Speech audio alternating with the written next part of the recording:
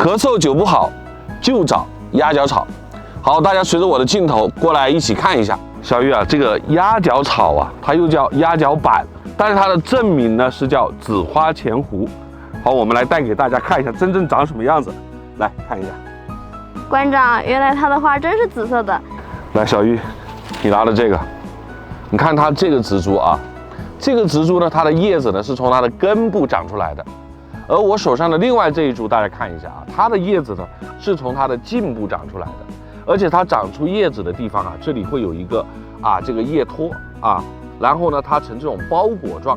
最明显的，大家看它的这个花啊是紫色的，而且一般呢长在顶部，或者是说从这个侧枝长出来，所以说它的花呢是这种伞状的紫色花序。如果在开花的时候呢，一眼就可以认得出来。这个植物它为什么叫鸭脚草或者是鸭脚板呢？小玉你看一下它的叶子啊。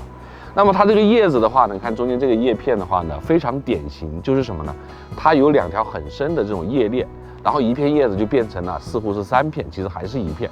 而这个形态呢，就特别像那个鸭子的鸭脚，所以呢，它的名字就叫鸭脚草或者叫鸭脚板。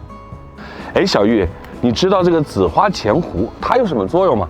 《药仙赋》里面记载，前胡除内外之痰湿。对，紫花前胡的话呢，它主要的作用呢就是化痰止咳，所以呢主要用在咳嗽和咳痰这一块。但是呢，它又是当归属的植物，所以呢它还有这个养血、活血和祛风湿的这样的一定的作用。很多老百姓呢就会采挖它来使用。粉丝朋友们，我们现在在海拔1300多米的九岭山之巅，我们乐此不疲的为大家展现这位本草，希望朋友们大家喜欢。看完今天这期野寻记，你们又学到了多少呢？我是周水晶，带您认识更多本草。